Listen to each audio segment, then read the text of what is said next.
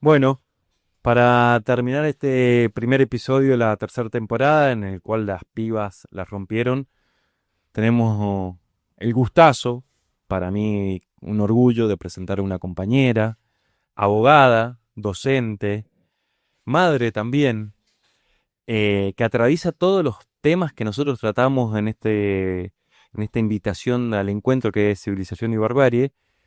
Pero sobre todo yo te quiero hablar como secretaria general de un gremio que muy importante para la provincia como es ADOP. Ana Carrizo, bienvenida a Civilización y Barbarie y contanos cuál es el momento que estamos transitando desde la educación y desde lo gremial, que está totalmente afectada con, bueno, con una ley votada por el Congreso, pero que parada en la justicia y ahora en dudas de nuevo y que se está aplicando. Así es, bueno, Eduardo. En primer lugar, agradecerte el momento, la invitación. Así que, bueno, así es. Desde la educación y desde el trabajo de la educación estamos en momentos muy difíciles, en momentos de resistencia, de lucha, y también frente a los efectos de una ley que se vota en el Congreso, o sea que también eso nos preocupa, que esto también es consecuencia de la democracia. Entonces, eh, es muy difícil hacer estas lecturas desde, desde la voluntad, o sea, desde resultados en las urnas, en donde hoy no está pasando nada que no se supiera que iba a pasar, y en donde nosotros sabemos que en gran parte también nuestras compañeras y compañeros trabajadores han acompañado este proyecto. Entonces, bueno, estamos un poco en este análisis actual de, del perjuicio de todas estas decisiones que toma el gobierno en contra de los trabajadores y trabajadoras del sector. Déjame hacer una paréntesis ahí.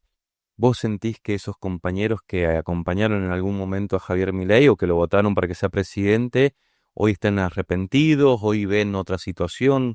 ¿Cómo percibís de tu responsabilidad como representante gremial? Y el, el efecto hoy no sé si es el arrepentimiento, es el comprender cuáles son los modelos de gobierno que defienden los derechos de los trabajadores y qué modelos no.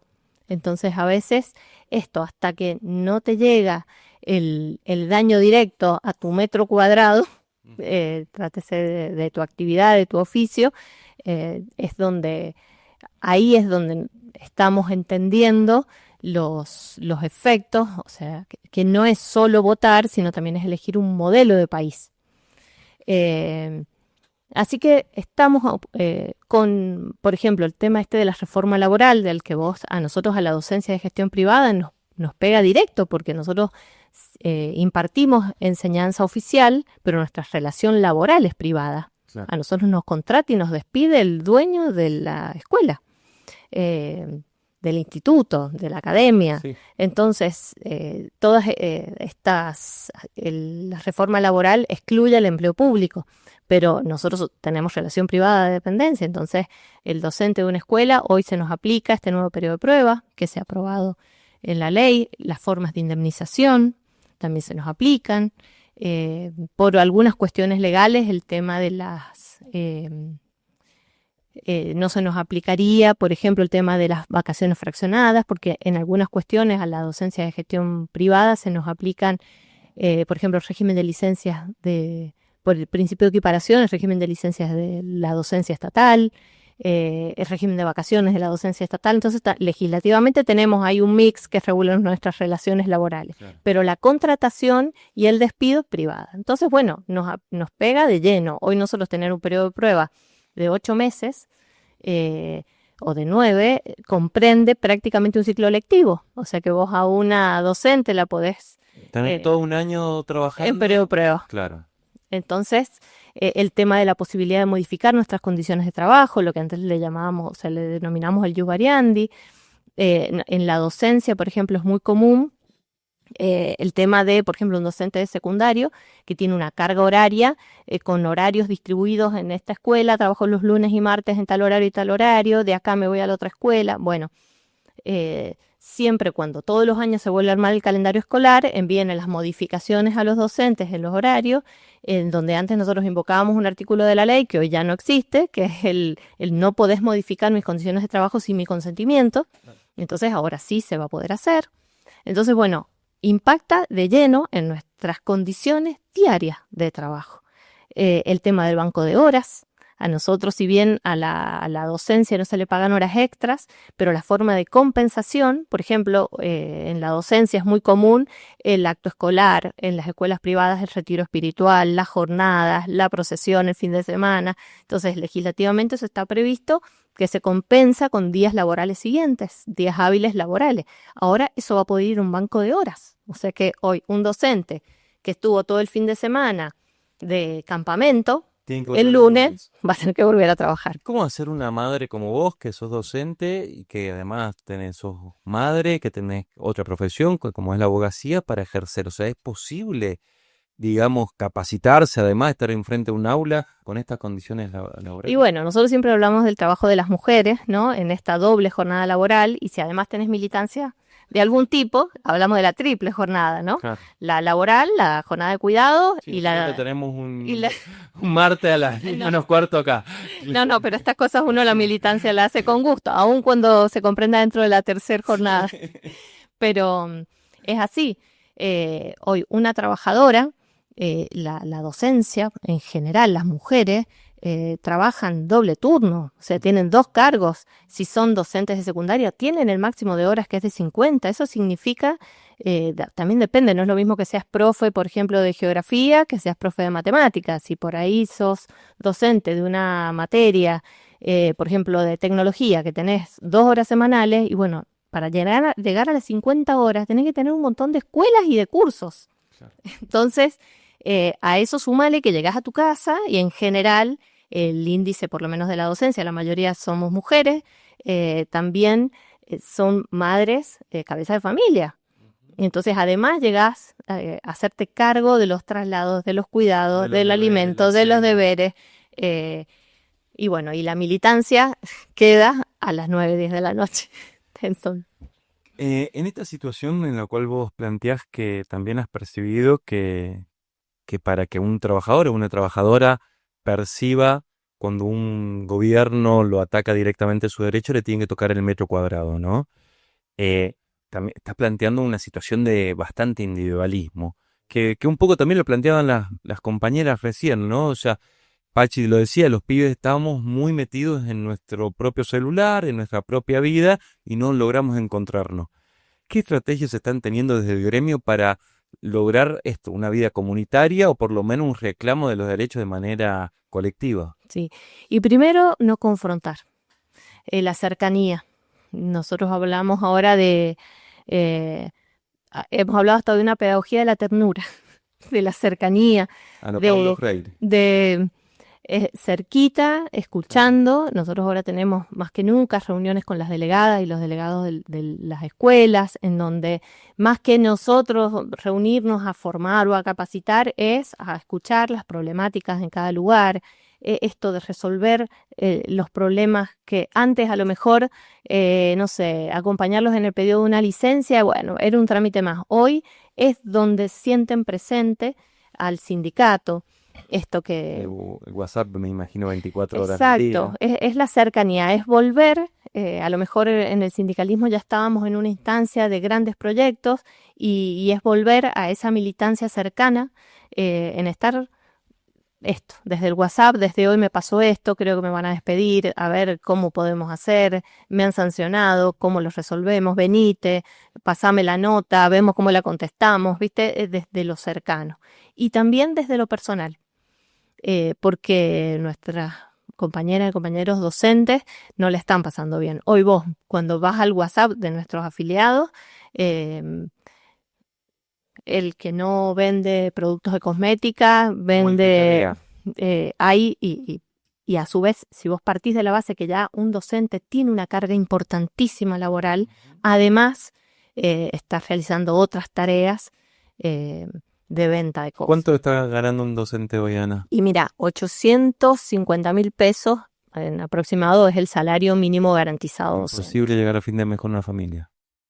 O sea, por eso venden lo que tengan a mano. Exacto. Esta tarea que vos decías desde lo sindical, y por eso también queríamos traerte, porque desde este espacio somos férreos defensores de lo gremial, a pesar de muchas veces tener contradicciones o tener miradas distintas a cómo se organiza el trabajador o la trabajadora. Ayer recién planteaba en su columna histórica y también le preguntaba a Melina si la sociedad estaba adormecida. ¿Qué pasa que no reaccionamos? Un poco estaba esa pregunta dando vuelta. Y hay un gran reclamo a la CGT, digamos, porque se la visualiza como la cabeza de los sindicatos. ¿Qué pasa con la CGT? Hay una tarea que lo sabemos y que los que te conocemos nos las podés transmitir, muy invisibilizada de parte de los sindicatos, pero también hay un reclamo de, che, tomen acciones más importantes. Eh, Hay muchas veces el trabajador o la trabajadora expresa, algunas veces intencionado, yo entiendo, esa decisión de como esa falta de representatividad. Contame qué están haciendo desde la CGT. Sí. Vos que también sos miembro de... Sí. Nosotros cuando asumimos hace 2 años la conducción, nos pusimos a disposición de la CGT porque entendemos también que siempre en unidad y con los demás tenés más fuerza. Entonces, bueno, y nuestro sindicato también a nivel nacional tiene una participación fuerte en CGT, así que también nosotros entendemos que es el lugar desde donde se dan las luchas colectivas. A ver, muchas veces las discusiones, primero también saber, en la CGT hay plenarios una vez al mes, en donde no vamos menos de 50 sindicatos.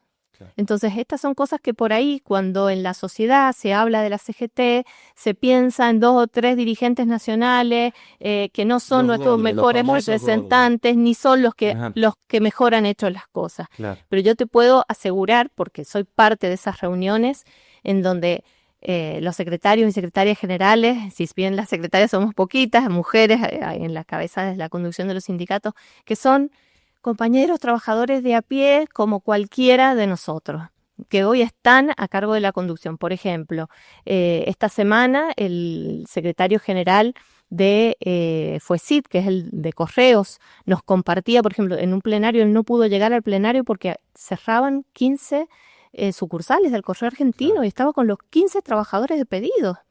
Entonces estaban en esa lucha y a los 3 días, gracias al sindicato y las luchas, los restablecieron en su lugar de trabajo esos 15 trabajadores. O sea, eran 15 familias que quedaban fuera del trabajo formal. O sea, y hoy un trabajador del correo con un promedio de 40 o 50 años, ¿dónde hoy salís a buscar trabajo? Entonces, estás con la compañera, por ejemplo, de Luz y Fuerza, del Centro Empleado de Comercio, y está con problemas muy serios en su obra social. Entonces, a lo que voy, estas son las cuestiones que nosotros trabajamos y en las que hablamos y vamos tendiendo redes dentro de cómo te estás manejando con tal prestador de la obra social, cómo hacer para que no te corten los servicios, cómo nos estamos manejando en el área de discapacidad. ¿Hay un proceso de renovación del sindicalismo? ¿Sentís que que hay mujeres que empiezan a tomar la posta y que también están agilizando un proceso tal vez subterráneo, pero de renovación en el sindicalismo argentino? Es que este proceso de renovación ha empezado hace unos años. Uh-huh. Lo que pasa es que no es lo que se ve, no es lo que se comunica. Y ahí también las chicas cuando hablaban del tema de los medios de comunicación. Justo yo estaba conversando hace un momento, por ejemplo, en nuestro sindicato en SADOP, asumimos en el 2023, más de la mitad de las seccionales de todo el país renovamos con nuevas conducciones. Nuevas secretarias y muchas mujeres secretarias generales de los sindicatos.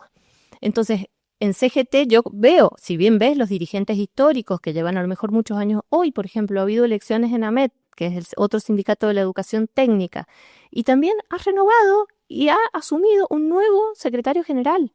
Más allá de la línea que venga así del mismo o no, hay renovaciones en los sindicatos. Nosotros de los sindicatos de educación en la provincia, que somos 4, ahora, con la renovación de hoy, en los 4 sindicatos somos primeras conducciones. O sea, lo que pasa es que cuando se referencia el sindicalismo, socialmente vamos a los referentes, estos que llevan muchos años en los cargos. Recién Aye decía y nos hablaba de las fábricas recuperadas, que son un ejemplo mundial.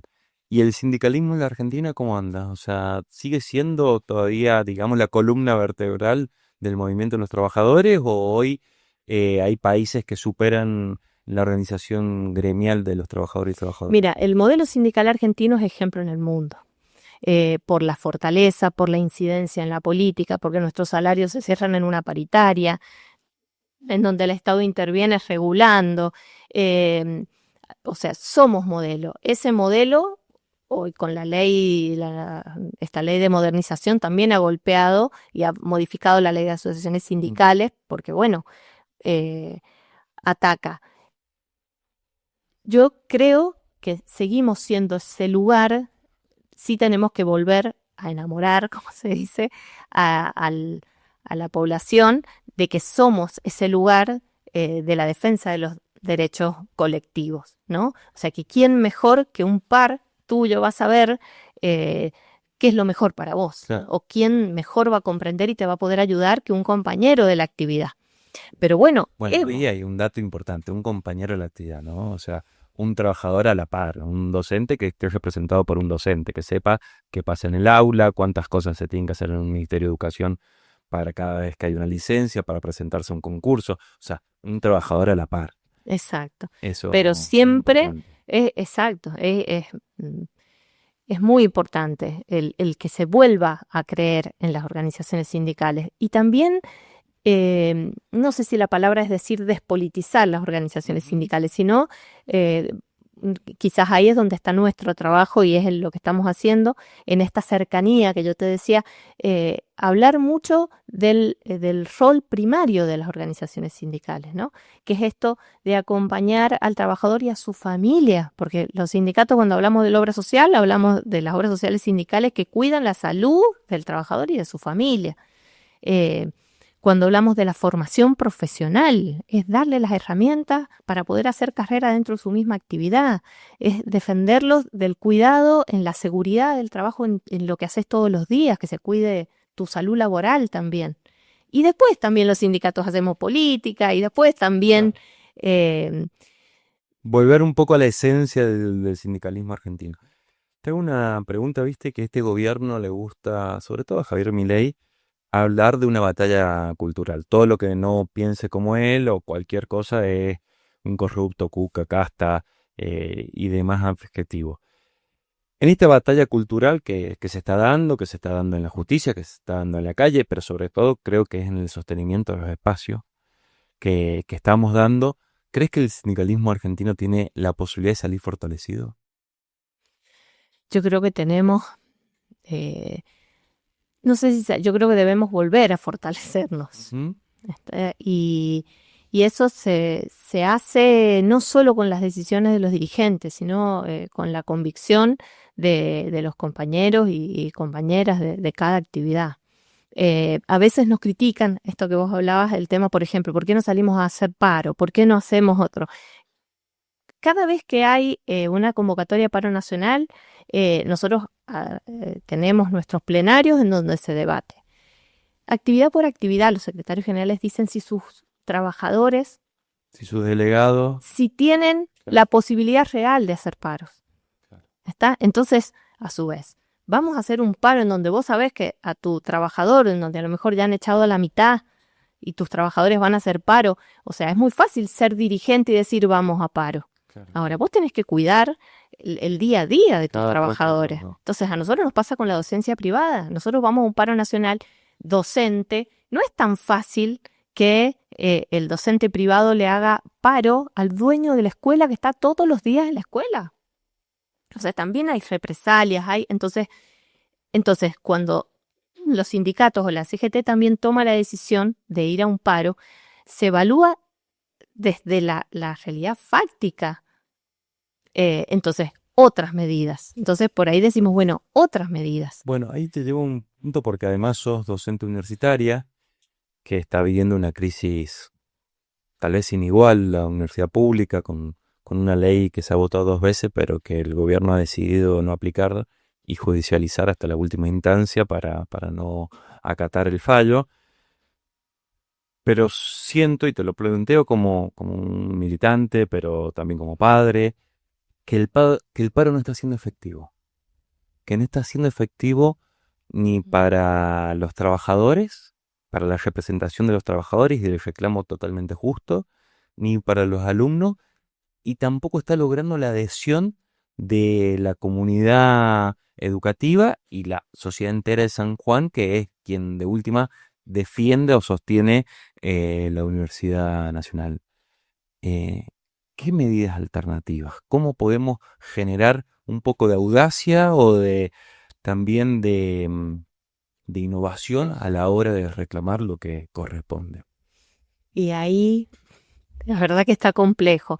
También hay un fenómeno en tema de las medidas de fuerza extendidas en el tiempo, que obviamente en este contexto son consecuencia de estos posicionamientos irreversibles que toma el gobierno, en donde dice, Sí, no me parece una importa, lucha no me contra la importa, no universidad, me claro. importa, claro, en general las medidas de fuerza extendidas en el tiempo se van debilitando y también como los trabajadores cuando, o sea, se animan a tomar una medida de fuerza cuando saben que va a haber un resultado, cuando ven que no hay resultados, eh, también se van desanimando. Ujú.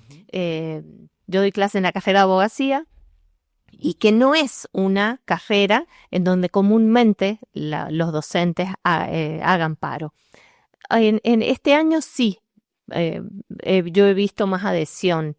Eh, pero bueno, como medidas alternativas, yo creo que también hay que hablar en el aula. A ver, nuestros estudiantes son mayores de edad, tienen que también tomar conciencia del valor de la educación pública. Quizás también hacer docencia desde, o sea, también desde la importancia de ser un estudiante de una universidad pública. Eh, y, y seguir en la lucha y bueno, otras formas de reclamar. Siempre se dice que la medida de fuerza es como la herramienta que vos tenés cuando ya no hay más. Ujú. ¿Está? Yo creo que aquí también se han agotado ya todas las instancias. Sí, ¿no? Viene de ¿Qué largo. más? ¿Qué más? Con salarios. Y bueno, ¿y hoy dónde estás viendo los efectos? Los docentes que se están yendo de, por ejemplo, los preuniversitarios, que nosotros lo vemos, tenemos afiliados que también trabajan en los preuniversitarios y están tomando más horas en la provincia, porque si bien es bajo, es más alto que lo que cobran en la universidad. Sí. Melina me contaba que en la Facultad de Ciencias Exactas ha habido concursos que vacíos, porque nadie quiere entrar por los sueldos Ayer estaba tomando miserables. examen con un compañero de la cátedra sin antigüedad. JTP gana 180.000 pesos, un abogado. Claro. Docente en primer año, estábamos con 100 estudiantes tomando examen en una mesa. Entonces vos decís, un abogado, o sea, 180.000 pesos. ¿Cómo no va a tener derecho a parar? Claro. Y por otro lado, aun cuando hagas la medida de fuerza, si no generas un resultado.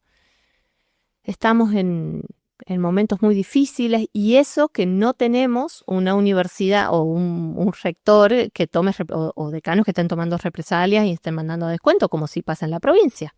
Porque Sí. esa es la diferencia. En la provincia hoy se amenaza la docencia cuando vamos a medida de fuerza con el descuento. Y un docente con 80.000 pesos menos en su salario, Y a pesar de eso hubo una movilización histórica hace unos días, ¿no? sí, Una grande la movilización y una sí, unidad también de los sindicatos. sí. Lo que pasa es que también está tan fuerte el sector empleador o, bueno, para no hablar de la Sí, derecha, está tan fuerte que ellos también tienen mucha creatividad claro. para desalentar las medidas de fuerza. Por ejemplo, en las escuelas privadas está apareciendo el rubro presentismo. Entonces, bueno, no, está bien, vos pará, pero el presentismo no lo vas a cobrar. Entonces empiezan a aparecer otras herramientas que también desalientan las medidas de Todo en fuerza. contra del trabajador Y y de la sí, trabajadora, ¿no? Ana, antes de que me olvide, está la marcha para el financiamiento universitario el día martes. Seguramente vamos a encontrar a todo el gremio y a los docentes ahí marchando. Pero quería que nos dejes un mensaje, que nos dejes un mensaje de esta época. No es la primera crisis que te toca atravesar, pero has logrado sostener espacio y ahora estás conduciendo un espacio tan importante como el de un sindicato. Así que en nombre de todos los compañeros que hacemos Civilización y Barbarie, que nos dejes para terminar un mensaje de estos momentos que nos tocan atravesar. bueno, esperanzador, esperemos Sí, que sí. sea. No, esto de poner en valor, yo creo que eh, quiero pensar que no hemos sido conscientes del cúmulo de derechos en el que hemos estado parados mucho tiempo y no hemos sabido valorar. Entonces, por ahí hemos votado un modelo, yo no, pero se ha votado un modelo de gobierno o sin ser conscientes de las luchas históricas que han habido de conquistas de derechos sobre los que hoy nos paramos, ¿no? Entonces, yo creo que por eso es tan importante volver a refrescar, ¿viste? La función principal de los sindicatos. A ver, te acompaña tu sindicato. La universidad pública, o sea, la igualdad, el tener la igualdad de oportunidades. O sea, mi padre es médico y era hijo de un maestro, y mi abuelo maestro era hijo de una trabajadora doméstica. Entonces, el ascenso social y las oportunidades solo te los da la educación pública. Entonces, en un país donde tenemos más del 50% dentro de la pobreza, no hay otra forma de salir y de generar esta igualdad de oportunidades y este famoso ascenso social del que hablamos, o de la justicia social como bandera, si no es a través del Estado que genere oportunidades. Entonces tenemos que creer en el Estado como igualador de oportunidades. Entonces por eso tenemos que defender el trabajo, la universidad pública y a los sindicatos y a las organizaciones como esos espacios colectivos desde donde nuestro fin último es esta defensa. Entonces, crean en nosotros, se están provocando renovaciones, lo que está mal lo estamos revisando, pero no tenemos que perder estos espacios colectivos de lucha. Ana, muchísimas gracias. Nosotros nos despedimos. El martes que viene vamos a estar después de la marcha universitaria acá, probablemente con otro compañero o compañera de los sindicatos para charlar. Además viene Lucas del Centro Estudiante Exactas para traernos su columna. Ana, muchísimas gracias y bueno, espero que les haya gustado el primer episodio. Las pibas las rompieron.